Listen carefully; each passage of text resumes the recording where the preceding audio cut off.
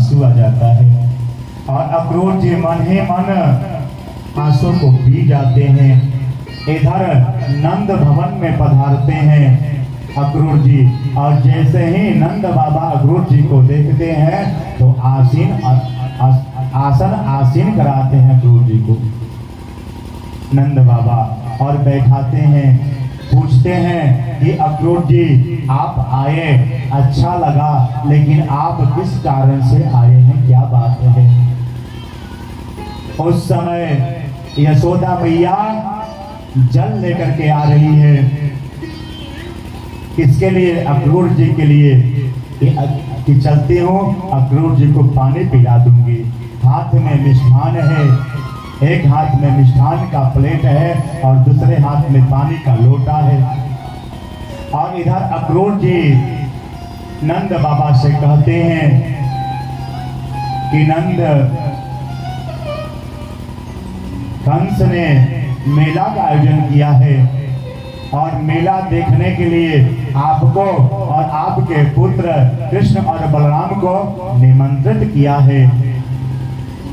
आपको आना है उस मेला में। और जैसे ही यशोदा मैया सुनती है कि यह अक्रूर जी कृष्ण और बलराम को लेने आए हैं, यशोदा मैया के हाथों में जो लोटा है वह गिर जाता है। यशोदा मैया रोना शुरू करती है। यशोदा मैया कहती है कि अगर किसी को मेरे प्राण चाहिए तो मैं अपने प्राण को दे दूंगी, लेकिन मैं अपने कृष्ण और बलराम को मथुरा नहीं भेजूंगी। रोना शुरू कर देती है।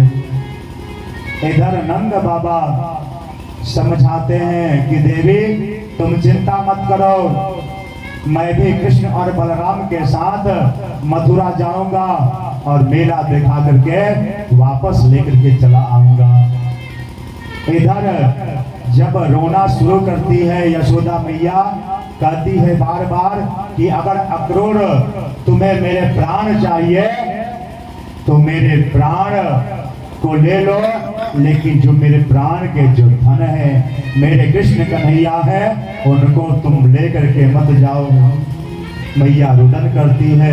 उसी समय कृष्ण और बलराम आते हैं और कृष्ण और बलराम मचल जाते हैं। मैया से कहते हैं मैया जब से हम लोगों का जन्म हुआ है तब से लेकर के आज तक हम लोग सिर्फ वृंदावन में ही रहे। मैया हम लोगों को मेला देखने की इच्छा है मैया, इसलिए मैया जाने दो मैया। मैया रोती है, लेकिन जैसे ही कृष्ण और बलराम के शब्दों को सुनती है सोचने लगती है। नंद बाबा साहस बढ़ाते हैं, देवी तुम चिंता मत करो। इधर हमारे कृष्ण कहते हैं मैया परसों आगमिष्यामि, मैया आज मैं जाऊंगा और परसों मैं आ जाऊंगा मैया, तुम चिंता मत करो मैया। अक्रूर जी भोजन प्रसाद ग्रहण करते हैं। हमारी यशोदा मैया कृष्ण और बलराम को सुला देती है। भोजन करा करके मध्य रात्रि में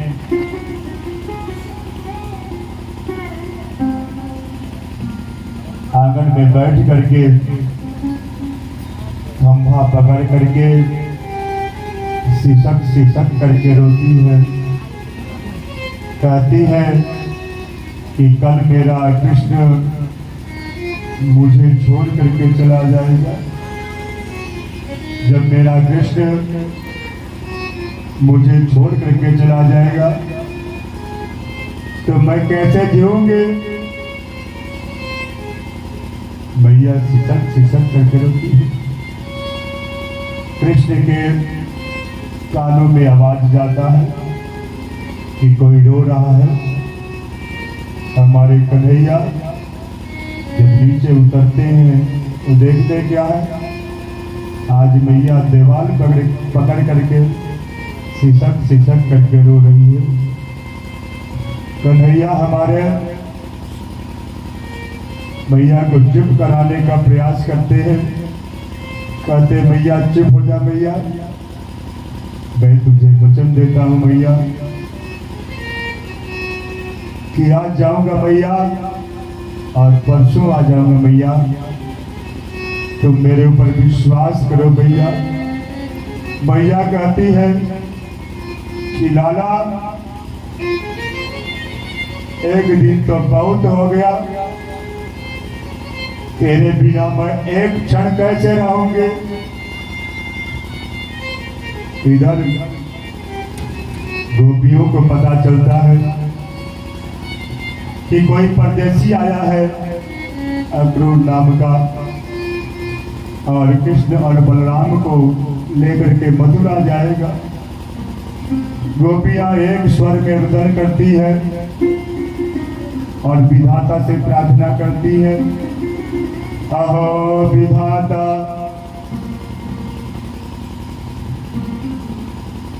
अहो विधाता, न क्वचित् दया संयोज्य मैत्रा प्रणयेन देहिनः।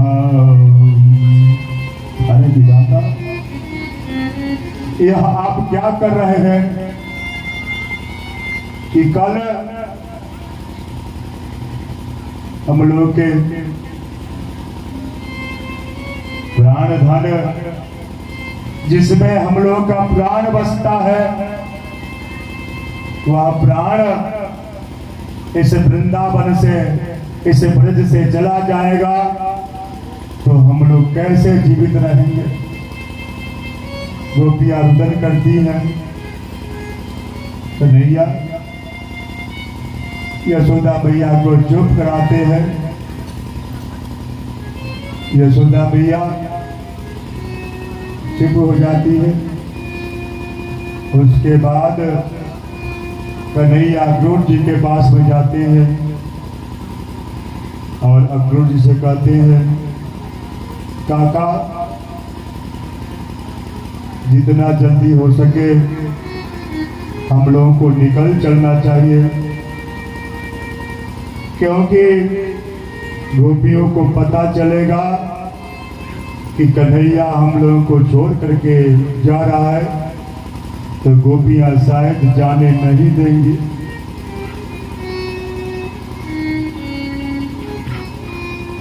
सुबह सुबह सूर्योदय से पहले अक्रूर जी रथ को सजाते हैं और जैसे ही कन्हैया रथ में बैठने के लिए जाते हैं उसी समय समस्त गोपियां आ जाती है। सुख सारा हमारा उजाड़ दिया, दुख दारुण दे ब्रजनाथ को साथ दीवा करके, हाय हमको अनाथ किए जा रहा है। रथ कौन कहे बड़मालन ये, रथ कौन कहे बड़मालन ये, ब्रज सिंधु समस्त पिए जा रहा है। कहता है क्रूर है कौन इसे, कहता है क्रूर है कौन इसे, अति क्रूर जो प्राण लिए जा रहा, अति क्रूर जो प्राण लिए जा रहा है। हमारे कन्हैया गोपियों को समझाने का प्रयास करते हैं, लेकिन गोपियां कहाँ मानने वाली हैं। गोपियां कहती हैं, कन्हैया अगर तुम्हें जाना है तो मेरे शरीर से हो करके तुम्हें जाना होगा। हम लोग के शरीर से पहले तुम प्राण निकाल दो, उसके बाद तुम वृंदावन को छोड़ करके जाओ।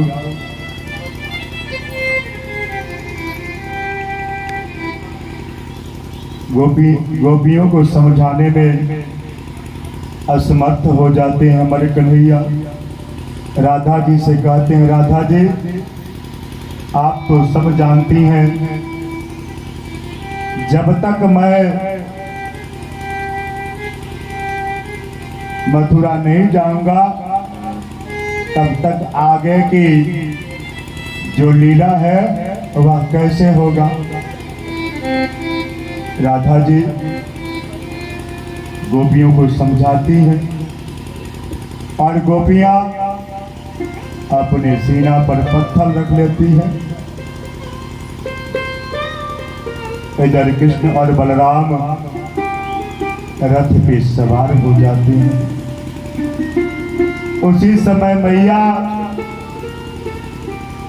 भवन से आवाज देती है, अरे रोको रोको, कोई तो रथ को रोको, मेरे कन्हैया को कोई तो रोको। यशोदा मैया की आंखों में आंसू है और जैसे ही कन्हैया के कान में आवाज जाता है कि मैया रुकने के लिए बोल रही है, कृष्ण और बलराम रथ से कूद जाते हैं। मैया रो रही है।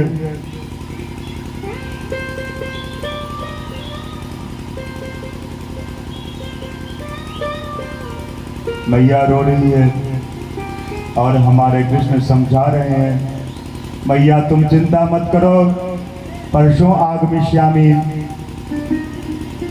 मैया कहती है कि लाला आज मोको पता चला कि ते मेरा लाला नहीं, अरे ते तो देवकी का लाला है, ते तो वसुदेव का लाला है। लेकिन कन्हैया मेरा लाला, ये मत समझना कि मेरी औकात एक मटके के बराबर नहीं है। एक मटकी फोड़ने के चलते मैं तुझे ओखल से बांधी थी, थोड़ी सी मक्खन खाने के चलते मैं तुझे मारती थी लाला।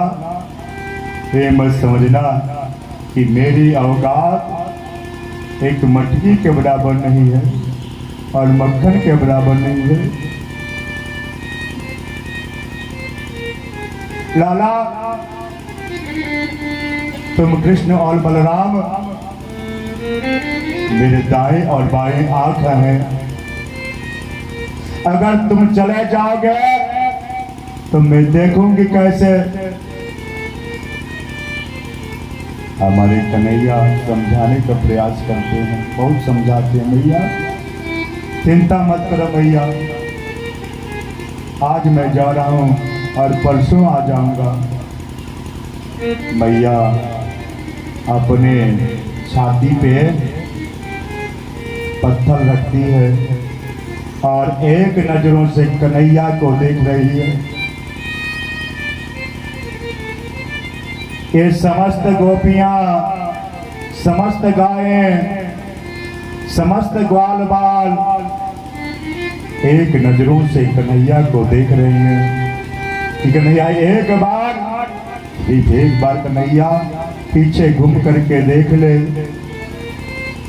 मैं सत्य कहता हूं कि एक बार कन्हैया अगर पीछे घूम करके देख लेते तो शायद मथुरा नहीं जाते। छोटे छोटे ग्वाल बाल, ये गोपियां, यशोदा मैया सब के सब रो रहे हैं कि कन्हैया एक बार तो पीछे मुड़ करके देख, अब तो लौट जा कन्हैया, अब तो लौट जा कन्हैया। लेकिन कन्हैया कहाँ लौटने वाले हैं। छोड़ वृंदावन विपिन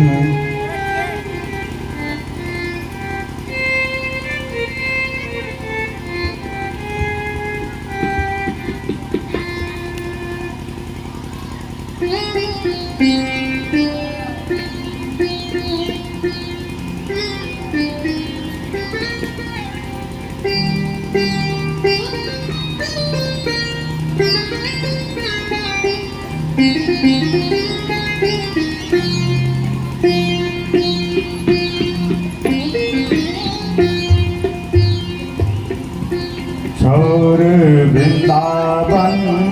विपिन कुंज यमुना पुलिन श्याम मधुबन चले श्याम मधुबन चले श्याम मधुवन चले श्याम मधुवन चले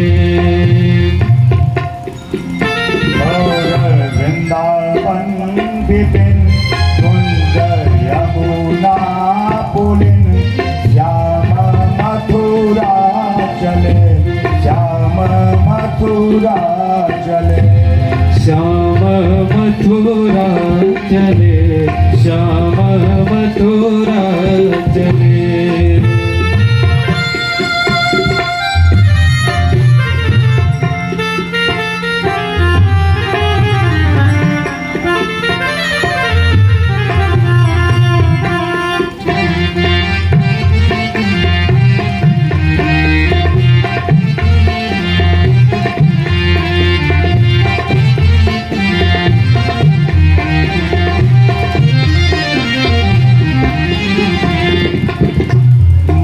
यशोदा दुखित नंद व्याकुल भये माँ यशोदा दुखित